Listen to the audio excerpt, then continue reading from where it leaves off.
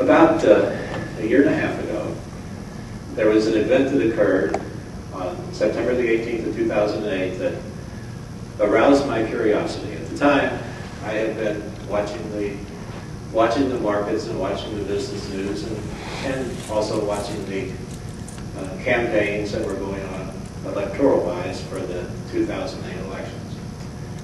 So if we can put the first slide up, Robin, we'll kind of talk about this as laying a little background to where the book comes in to talk about the events of 2008 and prior to that, and as how those can impact how we view what's happening today. Whenever the events occurred on 9/15, the markets went wild that morning. I had gotten up and went in and turned on the computer, and the stock markets were going up and down, and people were talking about Lehman Brothers having declared bankruptcy.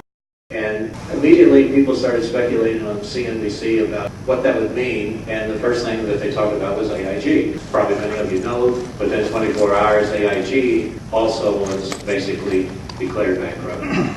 And the federal government moved in and basically saved AIG, but chose not to do anything with Lehman Brothers.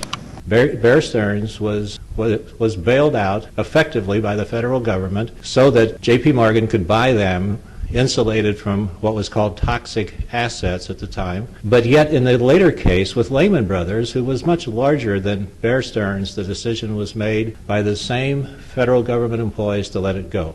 That was what started my curiosity that led me to study why that had happened, which eventually led to the book. The political campaigns at that time, the Democrats had for a long time focused on the bad economy as their lead issue. In fact, that had gone back throughout the 2000s. And one of the problems that the Democrats had was the economy wasn't going down. Oil prices went up to $147. Gas prices, as you know, went up to $4. And yet the resiliency of the economy was kind of amazing.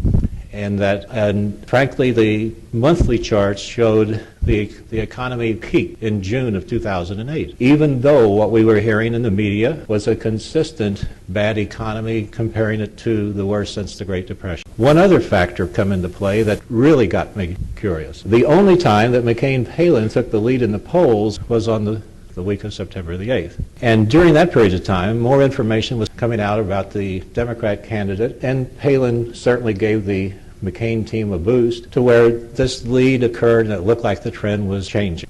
However, right after September the 15th, all of them changed. And in fact, the quote there is a quote from a gentleman I'm going to talk about a little bit more named George Soros, and I use him as a source as well as I will present him as a major problem to our society, frankly. But he described the events of 9/15 as causing the economy to sink like a stone. Last Friday night, to my surprise, I turned on CNBC, and there was a what looked to be a made-for-TV movie that was focused on the Lehman Brothers collapse. And by the way, it very much agrees with what's in the book. There's a chapter on that in the book, just very minor differences, but I think that kind of accentuates the fact that even as time has gone by, more and more people are beginning to recognize the events of September 15th as being very significant, very calamitous, and in fact in the book I call it a day of infamy. And I do think if we don't get some of the trends changed that are occurring in our society today,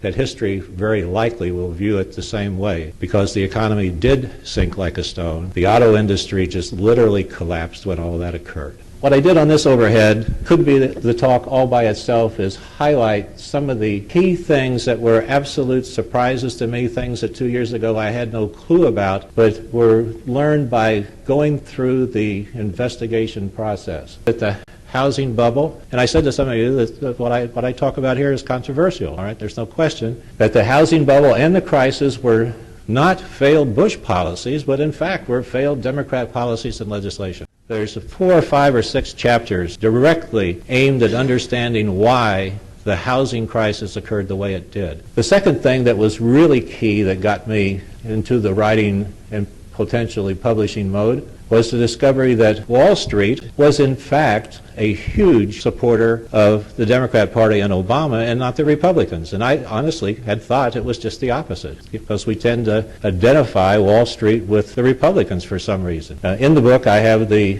contributions that were made, and there's absolutely no question that the key Wall Street firms, Goldman Sachs, J.P. Morgan, those people that you hear a lot, not only themselves were huge contributors to the Democrats in 2008, but their CEOs were also huge contributors, and those are the same CEOs that you hear today showing up for meetings in Washington, D.C. The third thing was the discovery of George Soros' influence. I believe I had heard of him before, but I never really had an appreciation of who he was and what he was doing. He, probably more than any other singular person, including people in the Democrat Party, had a tremendous influence on the election process in 2008. He did in 2004 too, and as you know, just missed his goal in 2004. I list here a couple of his dollar support groups and multiple activist groups. In the book I talk about a few others, but I just wanted to comment on a couple of them here just to illustrate. Democracy Alliance is an organization that had a target and has a target of raising $500 million per year to support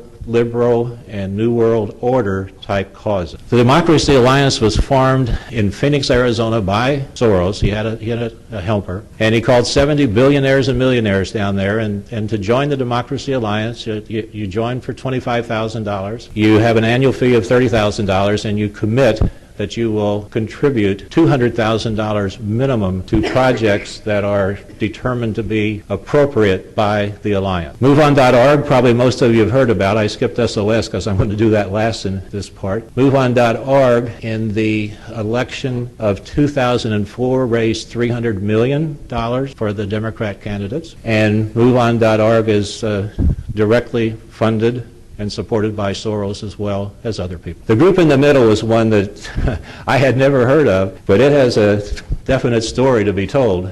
The SOS group is called the Secretary of State group, and that is a Soros creation as well. And the intent with that group was to assure the election of Secretary of States in the battleground states so that a close election would be appropriately counted. And one of those elections that was recently appropriately accounted was one in Minnesota, where when the polls changed, Coleman was ahead by 725 votes, the Republican. And by the time Mark Ritchie, who is the Secretary of State there, who is a well-known SOS-supported Secretary of State, finished, we had Al Franken, the Senate.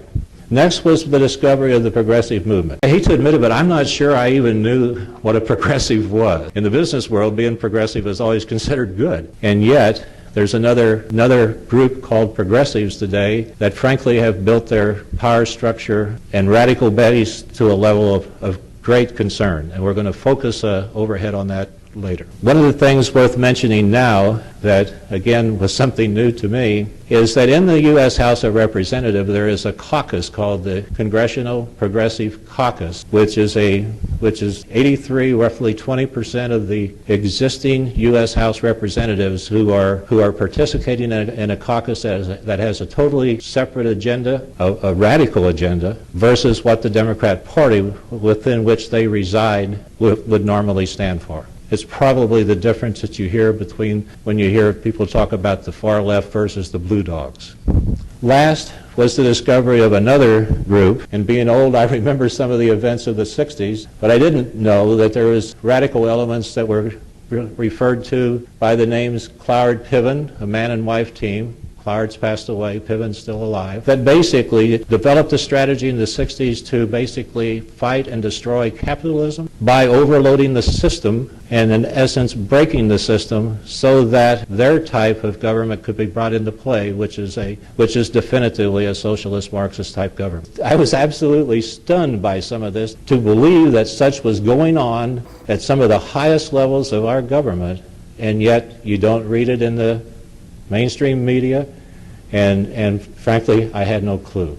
And when I saw these things, that's when I got serious and said, we're going to try to write this, because I believe every American that walks to the polls in this country needs to know what is written in this book, which is highly sourced and documented, so that they have the information to make an appropriate judgment.